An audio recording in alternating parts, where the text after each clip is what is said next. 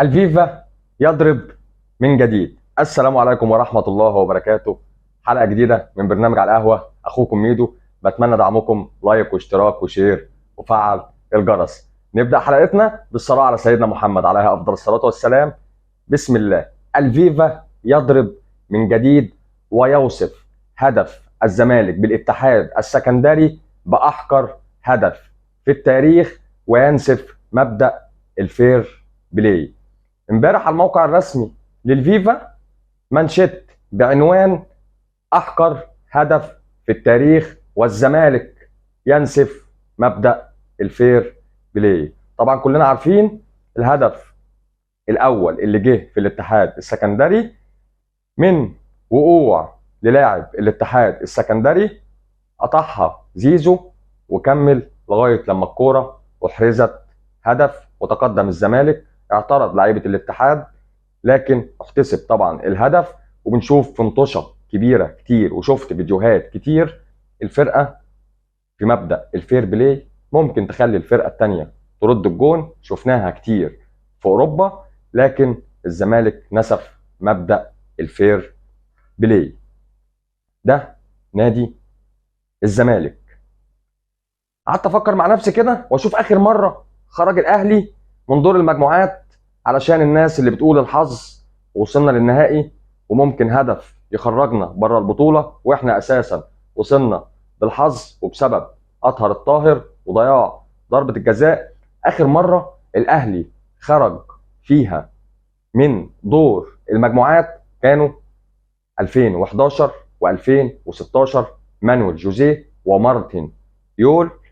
خرجنا 2011 2016 تقريبا، كنا عيال صغيرين، يعني وصلنا للنهائي مش جديد علينا. تأكد إصابة المهاجم زهير المترجي وغيابه عن النهائي المرتقب يوم الأحد إن شاء الله.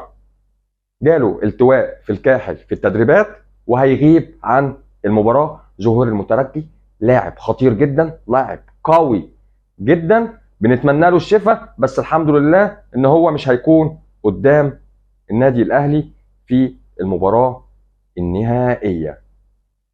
الوداد واخر خسارة ليه في دوري الابطال على ارضه احنا نفتكرها شوية، لان احنا كنا طرف في المباراة النهائية قدام كايزر تشيفز الجنوب افريقي. كانت سنة 21 كسبهم كايزر تشيفز في الدور قبل النهائي 1-0 وتعادل 0-0 وصعد ليقابل الاهلي. الاهلي فرموا 3-0 في المباراة النهائية. ما يقرب من 717 يوم منذ اخر خسارة للوداد المغربي على ارضه. بس بيصادف في نفس الوقت حاجة تانية خالص، سيمبا التنزاني يتعادل مع الوداد في مركب محمد الخامس. صن داونز الجنوب افريقي يتعادل ب9 لاعبين في مركب محمد الخامس. يعني الاهلي قادر على الفوز في مركب محمد الخامس. بوبو قريب من الانضمام للنادي الاهلي في ظل التعاون المشترك ما بين ادارتي النادي الاهلي ونادي فيوتشر. في ظل التعاون المشترك ما بينهم، بوبو تقريبا رسميا في الاهلي في الموسم الجديد. في حاجه حصلت عجبتني جدا بالنسبه لنادي الوداد المغربي. فوزي لقشع رئيس الاتحاد المغربي لكرة القدم، وليد الركراكي المدرب المحترم العالمي، الاثنين في تدريبات الوداد لمساندته للنهائي الافريقي. ما بنشوفش الكلام ده عندنا في مصر. ما بنشوفش الزمالك يوصل في بطولة افريقيا ولا بيراميدز ولا الاهلي ولا ايا كان فرقة مصرية، ما بنشوفش مساندة زي اللي احنا بنشوفها من الاتحاد المغربي عندنا هنا في مصر. وليد الركراكي وفوزي لقشع راحوا التدريبات، دعموا نادي الوداد، ساندوا نادي الوداد. كنت اتمنى ان ده يحصل مع النادي الاهلي، ووفد من الاتحاد او وفد من الرابطه ليساندوا النادي الاهلي في تدريباته عشان المباراه النهائيه. كل لعيب كان بيسال على اي حاجه في الطياره الخاصه اللي سافر بيها النادي الاهلي كان بيجري على الكابتن محمود الخطيب يساله. الخطيب يقول له ايه؟ روح لرئيس البعثه الجنتلمان حسام غالي الكابتن التاريخي للنادي الاهلي.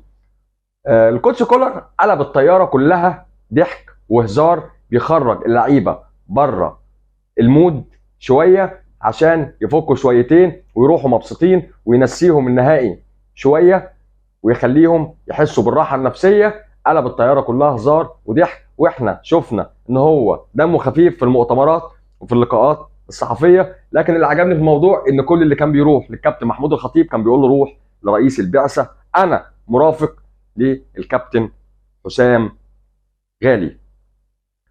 ومصر هنا قالوا لك الاهلي متاجل له مباريات كتير، الاهلي ما بيلعبش، انتوا ليه بتعملوا كده مع النادي الاهلي؟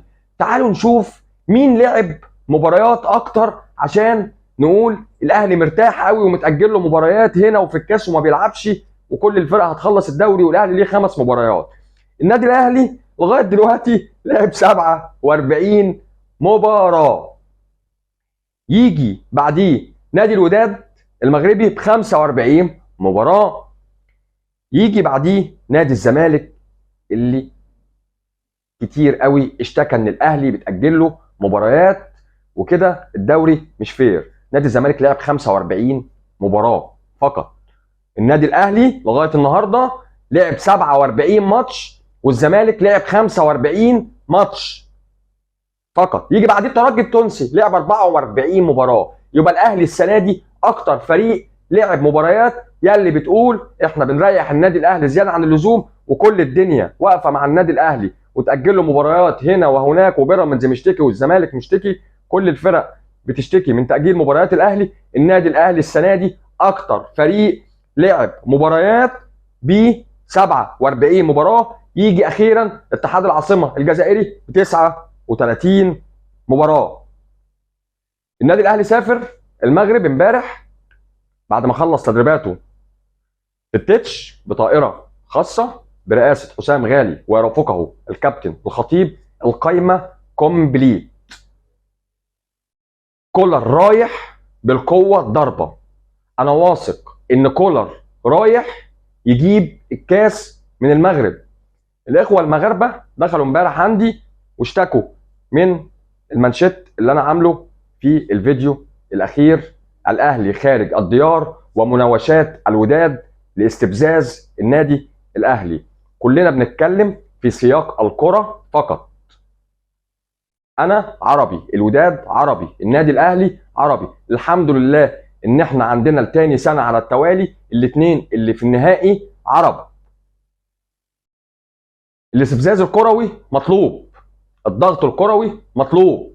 زي ما انا بقول انا هروح مركب محمد الخامس، هكسب الوداد في ارضه مش هتعادل وفي وسط جمهوره، وهرفع الكاس. واللي حصل السنه اللي فاتت مش هيتكرر تاني. انا كنت رايح بحاله نفسيه سيئه جدا من اللي حصل، وكلنا عارفين ان ما كانش فيه فير نهائي. نادي الوداد انا قلت في الفيديو الاخير ان النادي الاهلي جمهور الاهلي زعلان ان هو كسب الوداد 2-1 مع ان الوداد نادي قوي جدا. يا جماعه مفيش نادي بيوصل لنهائي افريقيا ضعيف، وبالذات نادي زي الوداد لتاني سنه على التوالي، واللي قبليها كان في قبل النهائي. امال النادي الاهلي رابع نهائي تواليا يكون في النهائي. الاهلي سافر بقوته الضربه. القايمه كامله جدا، كامله لغايه من حراسه المرمى ال3 حراس موجودين: الشناوي، شوبير، علي لطفي، علي معلول، محمد هاني. قلبين الدفاع: ياسر ابراهيم، عبد المنعم، بيرستاو، كهربا، حسين الشحات، حمدي فتحي، اليو ديانج، مروان عطيه. القايمه كومبليت. كل الفرقه جاهزه ان شاء الله عشان تكون متواجده في النهائي. كل الفرقه متواجده برئاسه حسام غالي ورفقه الكابتن محمود الخطيب لمسانده النادي الاهلي. ان شاء الله هنقدم مباراه ولا اروع. يا جماعه كاهلاويه النادي الاهلي جامد جدا، والله العظيم ان احنا مش قادرين نتعادل هناك. سيمبا تعادل هناك، سيمبا تعادل هناك، سان داونز ب9 لاعبين. احنا فرقتنا كومبليت. النادي الاهلي قادر على تحقيق الفوز، قادر على الرجوع بالكاس من وسط مركب محمد الخامس، وهيكفينا شرفا ان احنا هنرفع الكاس باذنك يا رب في وسط الجمهور المغربي المحترم بزياده. يا جماعه احنا كلنا عرب ان شاء الله. عندك المباراه متذاعه تقريبا في 30 دوله، كل العالم هيتفرج على النهائي، كل العالم كمان بيتفرج على النهائي في تواجد نادي القرن الافريقي النادي الاهلي. احنا يا جماعه ما وصلناش بالحظ، احنا وصلنا للنهائي عشان احنا نستحق. لكل مجتهد نصيب. النادي الاهلي حامل الرقم القياسي في الوصول للنهائي الافريقي، حامل الرقم القياسي بالنسبه للافارقه في الوصول لكاس العالم للانديه. مش اول مره نلعب في مركب محمد الخامس، مش اول مره بنلاعب الوداد. سهل جدا المباراه تخرج 0-0، سهل جدا ان احنا نحرز هناك تخرج المباراه 1-1. الاهلي قادر على فعل اي شيء، لا للمستحيل مع النادي الاهلي. وراك 100 مليون مصري، وراك يا اهلي. كلنا بنشجعك، كلنا بنحترم وصولك السنه دي للمباراه النهائيه، كلنا بنحترم اللاعبين من اصغرهم سنا لاكبرهم، كلنا بنحترم جميع العاملين بالنادي الاهلي. انتوا عملتوا انجاز، ان شاء الله قادرين على حسم البطوله في المغرب. ان شاء الله كولر هيباغت الوداد. انا في وجهه نظري ان كولر ممكن يلعب بدون راس حربه في الماتش دوت، ويلعب 4-4-2، يلعب في وسط الملعب بديانج ومروان عطيه والقندوسي وحمدي فتحي.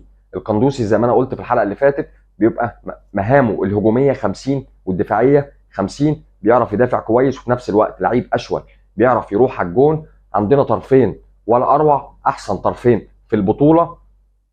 ممكن نسيطر على وسط الملعب لو لعبنا 4-4-2 ونكون قادرين، وتنزل الطريقه في الحالات الهجوميه تحول 4-4-3-3.